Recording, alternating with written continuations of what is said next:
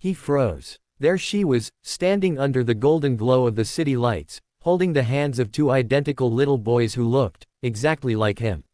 Same eyes. Same sharp jawline. 4 years. 4 long years since he'd walked away from her without explanation, and now, fate had brought her back into his world in the most devastating way possible. Ethan Cole, the man who had built an empire from nothing, suddenly felt like the poorest man alive. And across the street, Emma Blake, his once fiancée, his greatest love, the woman he'd left behind, stood smiling at her children. But the moment her eyes met his, her smile disappeared. Rose Chapter 1, the day he walked away. Ethan Cole was the kind of man people envied. A self-made millionaire at 29, CEO of one of New York's top real estate empires, known for his discipline, precision, and impossible standards. To the world, he had it all, but to Emma, he was just Ethan, the man who once got lost trying to cook her breakfast and ended up setting the smoke alarm off. They'd met in college. He was the serious scholarship kid, she was the warm-hearted art student who believed love was the greatest masterpiece. For years, they built a life together, dreaming of marriage, laughter, and children. And when Ethan finally got down on one knee, Emma cried in joy. But life has a cruel sense of timing. Just weeks before their wedding, Ethan's company faced a massive financial investigation, one that threatened everything he had built. Competitors spread rumors, investors pulled out, and his reputation teetered on collapse. At the same time, Emma discovered she was pregnant. When she told him the news, expecting tears of joy, Ethan turned pale. He didn't say a word for a long time. Then he whispered, "Emma, I can't do this right now."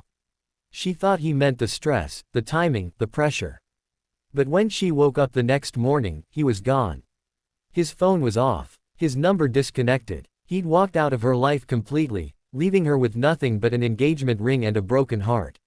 Emma tried calling. She tried writing. No answer. His assistant said he'd left the country on a personal matter. The months that followed were cruel. She gave birth alone. 2 beautiful twin boys, Liam and Noah. She stared at them, seeing pieces of Ethan in every smile, every tear, every innocent blink. And though her heart ached with resentment, she promised herself she'd never let them feel abandoned the way she had. Emma moved to a small town, far from the noise and shadows of Ethan's world. She painted portraits for a living, taught art classes at the community center, and poured her love into her sons. There were nights she cried herself to sleep, wondering if he ever thought of them. But she also grew stronger, independent, grounded, unbreakable. And Ethan, he rebuilt his empire, layer by layer. But no matter how much he achieved, there was always something missing. Some nights he'd wake up from dreams where Emma's voice echoed his name, and he'd find his heart racing, yet pride, guilt, and fear kept him silent. Until fate decided to bring them face to face again. Heartbreak Chapter 2, The Unexpected Reunion. 4 years later, New York City looked the same, but Ethan didn't. He was sharper, colder, untouchable. At least that's what he wanted people to believe. He was attending a charity gala, one of those high-profile events filled with flashing cameras and shallow smiles. As he stepped outside for a breath of air, he noticed a small art exhibition set up across the street, a charity showcase for local artists. Something about it drew him in. And there she was, Emma Blake, standing by a painting of 2 little boys holding hands under a sunset, smiling warmly at a couple. Admiring her work. Her hair was longer now, her eyes softer but stronger. There was a quiet grace in the way she moved. He froze. The world tilted. Before he could gather his thoughts, 2 little boys came running to her, giggling. "Mommy, look, we sold another painting." Ethan's breath caught. His pulse thundered. Those eyes, those unmistakable gray eyes. His eyes. Emma turned and saw him. Time stopped. For a moment, neither moved. Then she gently placed a hand on each boy's shoulder, her expression unreadable. "Liam, Noah," she said softly, "stay close to me." Ethan walked toward her, every step heavy with years of regret. "Emma," he said, his voice barely audible. Her gaze was cold but trembling. "You don't get to say my name like that." I didn't know," he stammered. She let out a bitter laugh. "Didn't know what?" "That I was carrying your children when you disappeared. That I cried myself to sleep every night, wondering why the man I loved vanished without a goodbye." Ethan swallowed hard. His eyes glistened. I thought I was protecting you. From what? She snapped. Love, commitment, responsibility. He took a deep breath.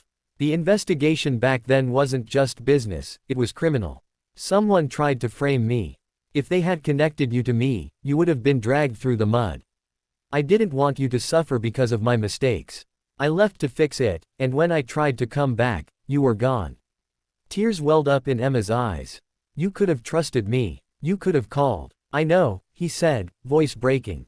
And it's the biggest mistake of my life. Silence stretched between them, 4 years of love, pain, and what-ifs hanging in the air. Then one of the boys looked up at Ethan and asked innocently, Mommy, who's that man? Emma's voice trembled. He's someone Mommy used to know. But the boys tilted their heads. He looks like us. Ethan's throat tightened. He knelt, his voice barely steady. Because I am your dad. Emma gasped softly. The world seemed to stop again. The boys stared at him, eyes wide with curiosity. For the first time in years, Ethan's tears fell freely. I missed everything. Your first words, your birthdays, your laughter. I can't undo the past, but if you'll let me, I want to be part of your lives. Emma looked at him for a long moment, her heart torn between pain and forgiveness. Then she whispered, it's not just about what you want anymore, Ethan. It's about what they need. He nodded. Then I'll earn it, day by day, moment by moment. Weeks passed. Ethan started visiting the boys, helping with school projects, attending soccer games. At first, Emma kept her distance. But slowly, she saw glimpses of the man she'd once loved, the gentle smile, the way he laughed with their children, the quiet sincerity in his eyes. And one evening, as they stood watching the twins asleep, she whispered, You're really trying, aren't you? He smiled faintly. I'll never stop trying. She looked at him for a long time, then said, maybe this time, don't walk away. Ethan took her hand, tears glimmering in his eyes. Never again.